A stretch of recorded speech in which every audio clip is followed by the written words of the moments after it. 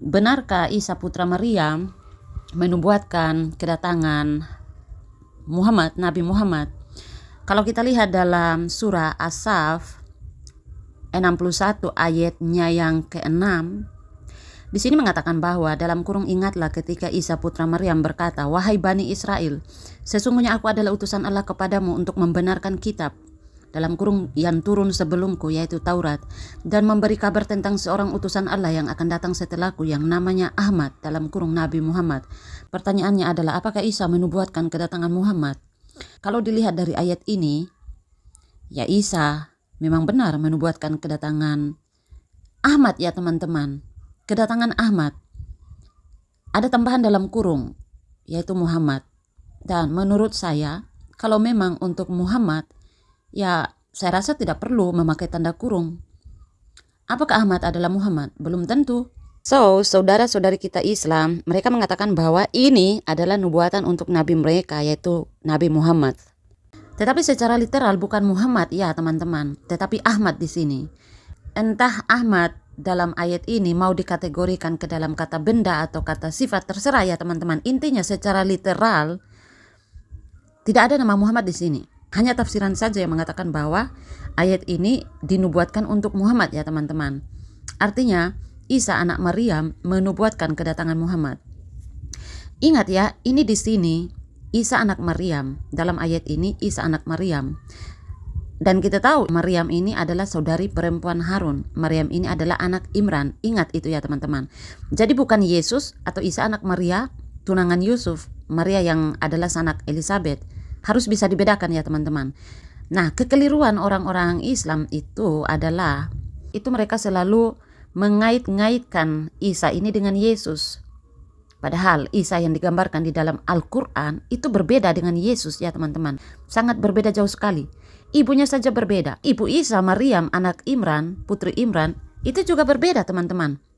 Karena Alkitab tidak pernah mengatakan bahwa saudari perempuan Harun, Miriam, memiliki anak. Jadi, kalau kita lihat dari versi Alkitab ya teman-teman, saudari perempuan Harun, Miriam, itu tidak punya anak ya teman-teman. Artinya Maryam mereka juga itu berbeda dengan Miriam yang ada di dalam Alkitab ya teman-teman. Maryam mereka itu memiliki anak. Dan Miriam kita yang ada di dalam Alkitab, saudari perempuan Harun, itu tidak punya anak. Kita kan sudah tahu berbeda ya teman-teman. Kalau sudah tahu berbeda seperti ini, ya tolong jangan kait-kaitkan Isa kalian itu dengan Yesus Kristus yang ada di dalam Alkitab. Sudah jelas-jelas ibunya itu berbeda. Tetapi masih saja selalu ada oknum-oknum dari Islam yang selalu mengkait-kaitkan Isa itu adalah Yesus, Isa dengan Yesus. Silakan saja mengkaitkan Isa dengan Yesus, tetapi kan harus dibuktikan apakah Isa itu adalah orang yang sama dengan Yesus atau tidak. Oknum-oknum Islam yang selalu mengatakan bahwa Yesus tidak disalib, tidak mati, bla bla bla bla bla bla bla. Ya saya harap kalian itu bisa periksa surah An-Nisa 157 ini ya teman-teman, karena di situ tidak berbicara tentang Yesus Kristus atau tidak berbicara Isa Al-Masih yang ditujukan atau orang yang sama dengan Yesus Kristus, tetapi Isa Al-Masih anak Maryam, putri Imran. Maryam adalah putri Imran yang adalah saudari perempuan Harun. Yang tidak disalib itu adalah Isa anak Maryam, putri Imran. Sedangkan yang disalib itu adalah Yesus anak Bunda Maria, tunangan Yusuf. Bunda Maria itu adalah sanak Elizabeth. Ini berulang kali saya tekankan ya teman-teman. Kenapa? Karena oknum-oknum dari Islam itu mereka susah sekali untuk memahami ini. Begitu juga dengan Isa yang menubuatkan Muhammad. Jangan kalian kait-kaitkan itu dengan Yesus, Yesus Kristus. Bukan Yesus Kristus yang menubuatkan itu, tetapi Isa anak Maryam, putri Imran, yang menubuatkan itu, kedatangan Muhammad. Isa kalian saja itu hidup satu zaman dengan Harun, Musa. Jadi kalian salah sasaran ya, salah orang. Kemudian mari kita periksa tafsiran untuk ayat ini. Kalau kita lihat ya teman-teman, tafsiran untuk ayat ini, saya tuh menjadi heran kenapa para penafsir Al-Quran ini mereka mengambil ayat-ayat dari dalam Alkitab, kemudian membenarkan ayat-ayat Al-Quran mereka. Jangan pakai data dari Alkitab dong. Jangan pakai data dari kitab orang lain yang jelas-jelas berbeda iman. Nyambungnya di mana? Isa saja berbeda dengan Yesus. Kemudian ditafsir seenaknya oleh para penafsir mereka. Bahkan coba lihat kitab-kitab lain pun diambil, kemudian ditafsir sesuka hati. Kitab Habakuk. Tahu apa kalian tentang kitab Habakuk? Bukannya kalian hanya disuruh untuk mengimani kitab Torah, Zabur, dan Injil saja? Lalu kenapa penafsir mengambil kitab Habakuk? Mengambil sesuatu yang bukan miliknya, itu tidak benar ya teman-teman, itu dosa.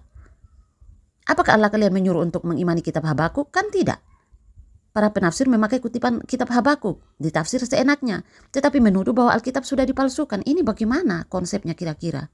Dari mana penafsir Al-Quran mendapat kutipan-kutipan? Contoh misalnya kitab Kejadian, Ulangan, dan lain sebagainya.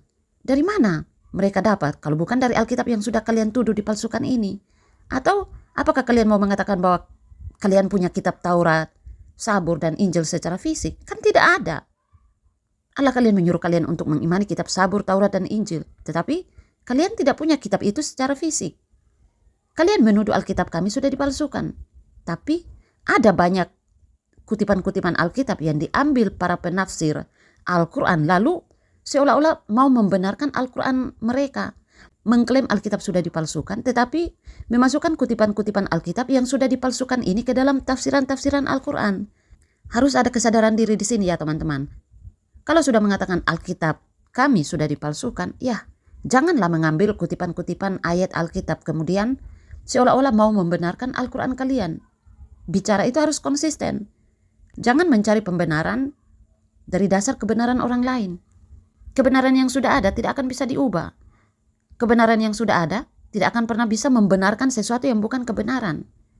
Kebenaran yang sudah ada tidak akan pernah bisa merubah sesuatu yang hakikatnya bukan kebenaran ya teman-teman. Sesuatu yang bukan kebenaran tidak akan pernah bisa bertahan lama dan akan hancur dengan sendirinya. Kalau kalian merasa itu adalah sebuah kebenaran, mengapa harus mencari pembenaran dari dasar kebenaran orang lain? Yang jelas-jelas memiliki iman yang berbeda. Itu yang menjadi pertanyaan saya. Kenapa tidak memakai Al-Quran kalian saja? Kenapa harus memakai ayat-ayat dari dalam Alkitab yang jelas-jelas itu iman yang berbeda ya teman-teman. Kita memiliki iman yang berbeda, tidak sama. Jangan kalian mengatakan bahwa iman saya dan iman Anda sama. Anda pengikut Muhammad, saya pengikut Yesus. Saya percaya Yesus adalah Tuhan. Anda tidak percaya Yesus adalah Tuhan. Mana sama? Beda kan? Kebenaran yang sejati itu bersifat absolut dan tetap ya teman-teman. Tidak bisa dimanipulasi, bahkan tidak bisa diubah sesuai keinginan. Jika memang itu adalah sebuah kebenaran, untuk apa mencari pembenaran lagi? Dan kalaupun mau mencari pembenaran ya teman-teman, kenapa harus mencari pembenaran dari dasar kebenaran orang lain? Itu yang menjadi pertanyaan saya. Yang sudah jelas-jelas kita tahu bahwa kita memiliki iman yang berbeda. Semoga kalian paham ya teman-teman.